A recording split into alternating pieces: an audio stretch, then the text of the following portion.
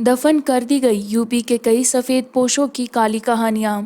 कानपुर के गैंगस्टर विकास दुबे का अंत हो चुका है। कहा जा रहा है कि विकास दुबे को कानपुर ले जा रही एसटीएफ की गाड़ी सड़क हादसे का शिकार हो गई और मौके का फायदा उठाकर विकास दुबे वहां से भागने लगे। इतना ही नहीं, यह भी खबर सामने आई है कि विकास दुबे ने भागने के दौरान एक पुलिस वाले का हथियार भी छीन लिया। एक बात यह भी सामने आई है कि जहां एसटीएफ की गाड़ी हादसे का शिकार हुई, वहां से करीब 7 से 8 किलोमीटर दूर विकास दुबे का एनकाउंटर हुआ। यानी हादसे के बाद घायल अवस्था में विकास दुबे पुलिस वाले का हथियार छीनकर 7 से 8 किलोमीटर तक भाग गया। बताया जा रहा है कि सुबह 6:30 पर विकास दुबे का एनकाउंटर किया गया है। यूपी पुलिस की तरफ से विकास दुबे की मौत की पुष्टि कर दी गई है। विकास दुबे 25 साल से प्रदेश के प्रमुख राजनीतिक दलों के साथ रहा था। 15 साल बसपा के, 5 साल बीजेपी के साथ और 5 साल सपा के साथ रहा था। पंचायत चुनाव के दौरान उसे बसपा से समर्थन मिला, जबकि उसकी पत्नी को सपा का समर्थन मिला था। बसपा सरकार के दौरान ही विकास दुबे ने बिल्हौर, शिवराजपुर, रनिया, चौबेपुर के साथ ही कानपुर नगर में अपना रसूख कायम किया था। इस दौरान शातिर अपराधी विकास दुबे ने कई जमीनों पर अवैध कब्जा भी किया। जेल में बंद रहते हुए हिस्ट्री शीटर विकास दुबे ने शिवराजपुर से नगर पंचायत चुनाव लड़ा और जीत हासिल की थी। हिस्ट्री शीटर विकास दुबे साल 2001 में दर्जा प्राप्त राज्य मंत्री संतोष शुक्ला हत्याकांड का मुख्य आरोपी था। साल 2000 में कानपुर के शिवली थाना क्षेत्र स्थित ताराचंद इंटर कॉलेज के सहायक प्रबंधक सिद्धेश्वर पांडे की हत्या में भी विकास दुबे का नाम आया था। कानपुर के शिवली थाना क्षेत्र में ही साल 2000 में रामबाबू यादव की हत्या के मामले में विकास दुबे पर जेल के भीतर रहकर साजिश रचने का आरोप था।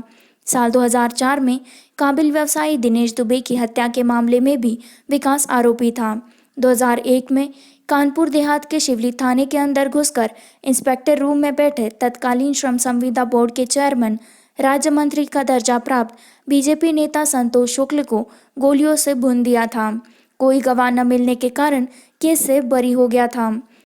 विकास दुबे को मध्य प्रदेश के उज्जैन के महाकाल मंदिर से गिरफ्तार किया गया था। गिरफ्तारी के बाद पुलिस उससे लगातार पूछताछ की थी। इस दौरान उसने कई बड़े खुलासे किए। विकास दुबे ने कहा था कि वह पुलिसकर्मियों की हत्या के बाद शवों को जलाना चाहता था। जलाने के लिए शवों को एक जगह इकट्ठा किया गया था और तेल का इंतजाम भी कर लिया गया था। विकास ने पुलिसकर्मियों के संपर्क में होने की बात भी कही। विकास दुबे ने कहा कि हमें सूचना थी कि पुलिस सुबह आएगी। पुलिस रात में ही छापेमारी के लिए आ गई। डर था कि पुलिस एनकाउंटर कर देगी। कुख्यात अपराधी एवं कानपुर के बिकरू गांव में 8 पुलिसकर्मियों की हत्या के मामले का मुख्य आरोपी विकास दुबे शुक्रवार सुबह कानपुर के भौती इलाके में पुलिस मुठभेड़ में मारा गया। पुलिस अधिकारियों ने इसकी जानकारी दी। कानपुर की एडीजी जयंत सिंह ने बताया कि पुलिस और एसटीएफ की गाड़ियां विकास को उज्जैन से ले आ रही थीं। तभी अचानक एक गाड़ी दुर्घटनाग्रस्त हो गई। उसमें बैठे विकास दुबे ने भागने की कोशिश की, जिसके बाद पुलिस मुठभेड़ हुई और वह घायल हो गया। सिंह ने बताया कि हादसे के बाद दुबे ने एक एसटीएफ कर्मी की पिस्तौल छीन ली और भागने का प्रयास किया, लेकिन पुलिस ने उसे घेर लिया और दोनों तरफ से हुई गोलीबारी में वह घायल हो गया। मीडिया रिपोर्ट्स में बताया जा रहा है कि विकास दुबे के सीने और सिर में गोली लगी। पुलिस उसे हैलट अस्पताल के लिए लेकर आई। हालांकि अस्पताल पहुंचने से पहले ही उसकी मौत हो गई थी। कानपुर के हैलट अस्पताल ने विकास दुबे की मौत की पुष्टि की है। हालांकि विकास दुबे को कितनी गोली लगी अभी यह पता नहीं चल सका है। इसी के साथ मैं संवाददाता गीतांजलि आपसे विदा लेती हूँ। इसी तरह की नॉनस्टॉप खबरों को जारी रखने के लिए बाइंग टाइम्स हिंदी को लाइक करें, सब्सक्राइब करें, शेयर करें।